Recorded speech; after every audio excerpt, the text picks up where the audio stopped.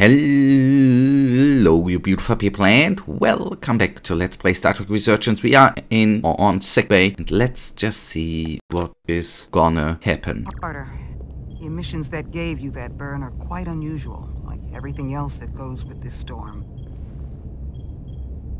That's a combination of hyronolin and lectrazine to counter the radiation effects.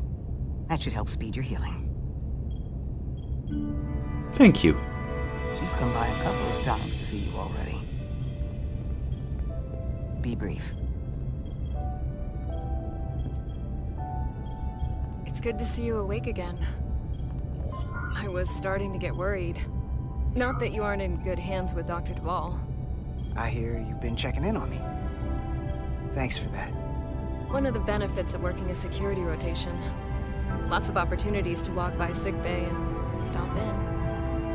Millie was looking in on you too, by the way. But since it's just us right now, I had a chance to think about this while I was away. And I thought it was important that I just come out and tell you, instead of tiptoeing around it. It's okay, Miranda. You can tell me anything. I know that. Then come on. Just spit it out. I'm trying. Let me talk. What I'm trying to say is, we've been really good friends for a long time. But I got back here and I couldn't ignore it anymore. I want to see if there's more between us than just being friends. You don't have to explain it. I feel the same way. There is something between us. So, do you want to find out what that something is? If it's there for you, and it's there for me. Are you kidding me? I just said yes. I wanted to be sure I heard that right. Sorry to interrupt, but the patient needs to rest if he wants to get back to his old self. Of course. I'll see you again soon.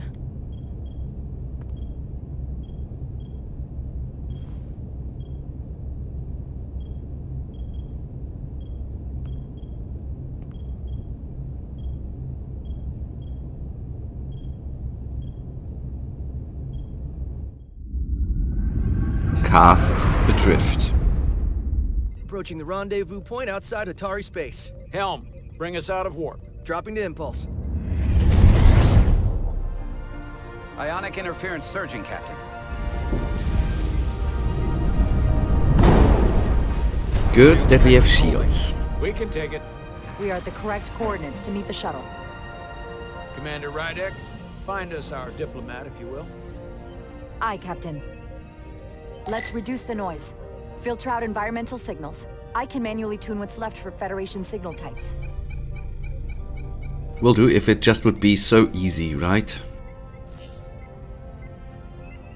I've located the shuttle. Opening comms. On screen.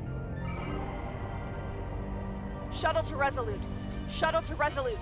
Debris field. Lost maneuvering. Losing. I can't get it any clearer.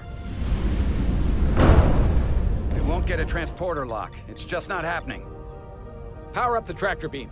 We'll pull them directly into the docking bay.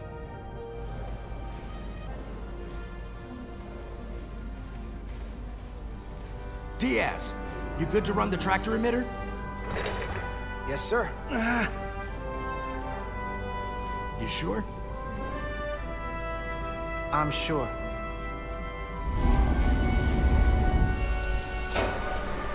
Come on, Diaz.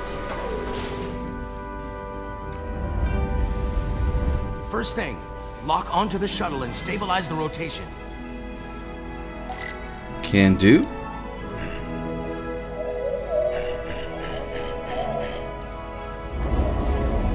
Uses Excelsior. Alright.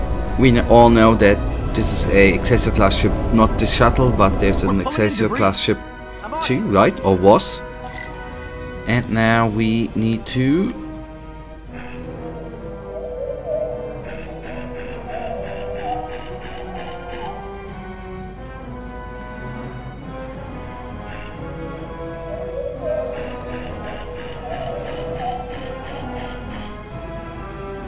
And the last one, let's bring it away.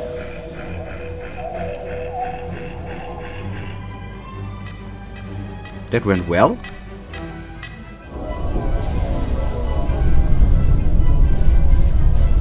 That's gonna take out the shuttle. Diaz, the bridge. There's a large piece of debris headed for the shuttle. The tractor beam can't handle it. Can our shields take it? I believe so. Commander Ryder, plot an intercept course. On it.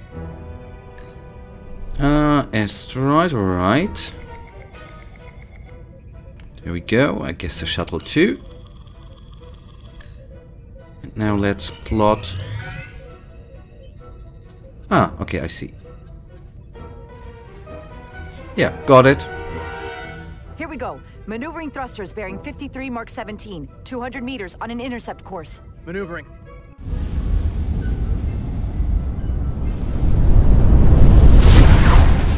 Got it. Whoa! Someone's working hard on the bridge.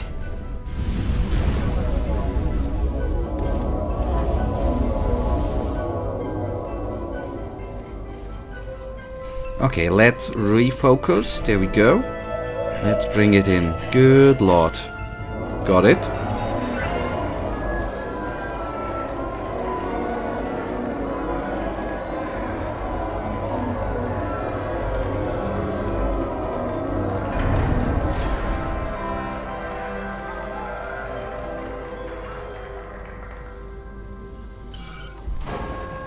We got the shuttlecraft on board. Good job. We're on our way down to meet them.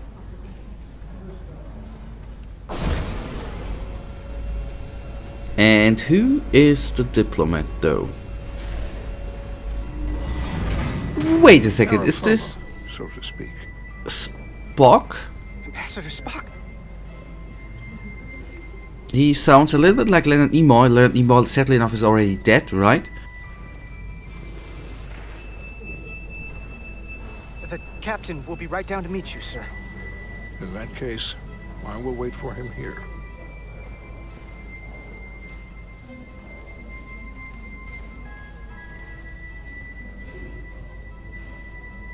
Come on, say something.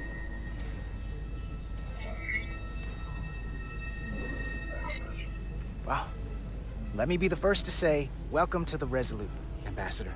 Thank you, Petty Officer... Carter? Carter Diaz.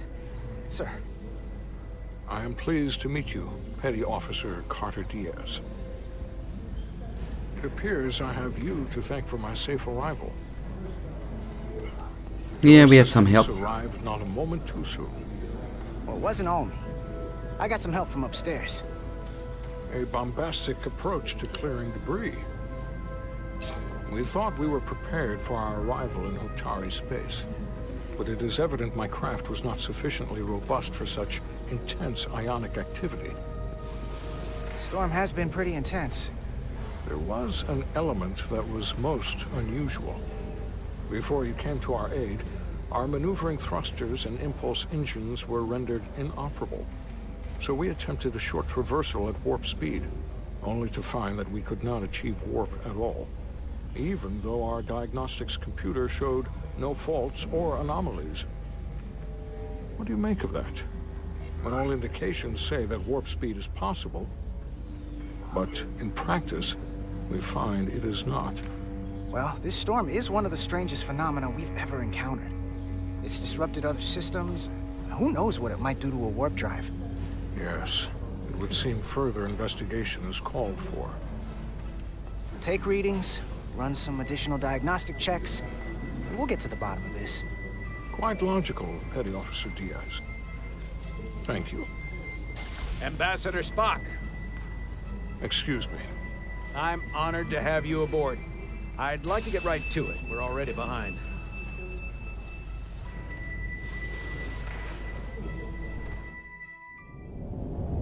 Alright, at least we made a little bit of an impression to Ambassador Spock, right? That was not that bad. A provocation to war.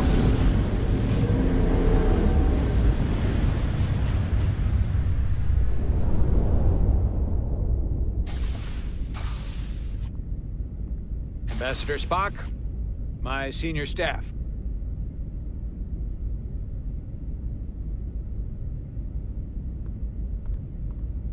It's not every day that a captain gets to welcome a Starfleet legend aboard. You flatter me, Captain Solano. But legend implies the past tense, whereas I am very much focused on our present circumstances. I didn't mean to suggest you were stuck in the past. You're right, Ambassador. Not the most diplomatic choice of words. We're all curious about the future, Ambassador.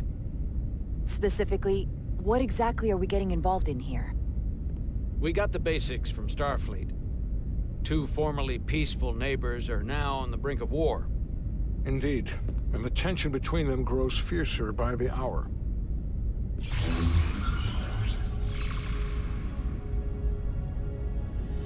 Ilidia and Hotari. The Ilidians are the more advanced species. They made first contact with the Hotari over a century ago. This is Tau, the Hotari moon. It is rich in dilithium, and for decades, the Hotari and the Ilidians have shared a mining operation there. The Ilidians provide the technological resources, while the Hotari have served as the labor force. The stability of that arrangement was the source of their peace, until recently. The Hotari have suddenly and forcefully seized control of the mining operations and expelled the Ilidians from their system. That is the official story, as told by the Hotari when they requested Federation mediation. But the details remain scant. Communications between all parties have been limited by the ionic interference. How is it the Hotari were able to turn the tables and take the mines against superior forces, especially after decades in this arrangement? Unclear. The answer to that question may be the key to a new, lasting peace, and one that I hope we can uncover during these negotiations. But it is unlikely the relatively primitive Hotari forces would stand a chance against the Ilidian fleet if this escalates to open war. Left unchecked, this conflict will result in more bloodshed, which is what we are here to prevent. And the dilithium trade hangs in the balance. Clearly the Hotari have been exploited in this relationship.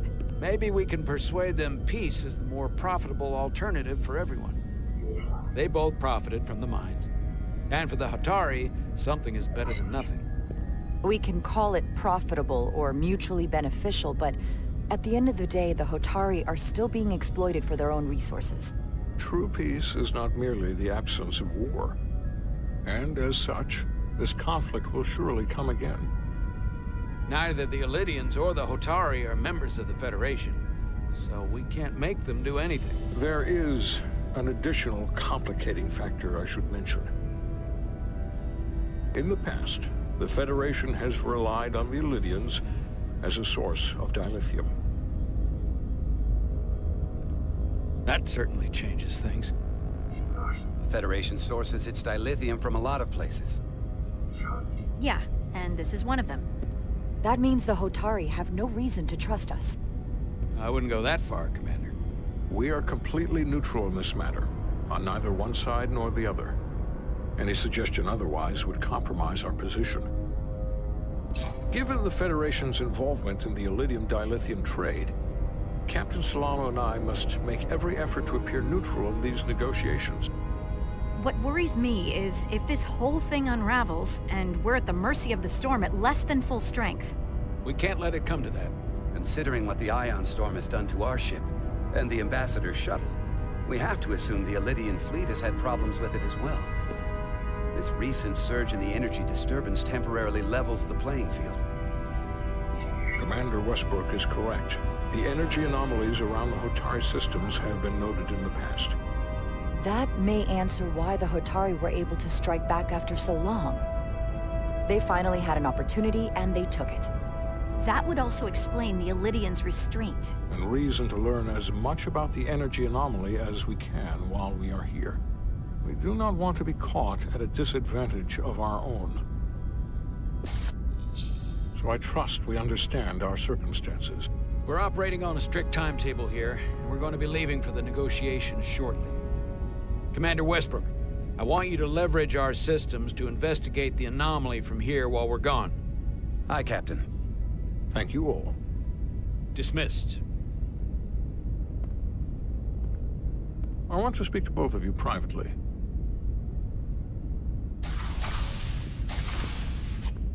Ambassador Spock, I'd like to make a formal introduction. My first officer, Commander Jara Rydek. Commander, as you are aware, there are limits to what Captain Solano and I can do in our official capacity as representatives of the Federation.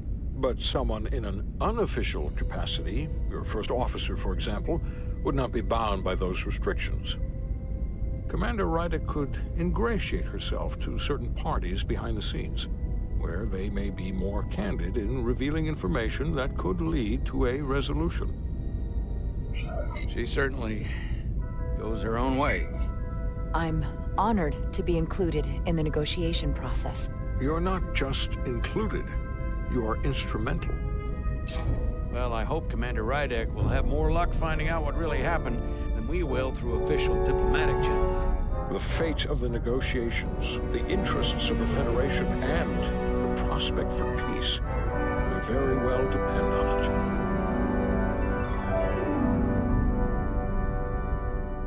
That is a lot on our shoulders, right? And a good spot to end it for today. And you know it, you guys. I, as usual, really thank you for watching. If you guys actually do have enjoyed this episode, then please give me a little thumbs up and subscribe. And hopefully I see you in the next episode. Until then, I wish you all a wonderful day. Stay frosty. Bye.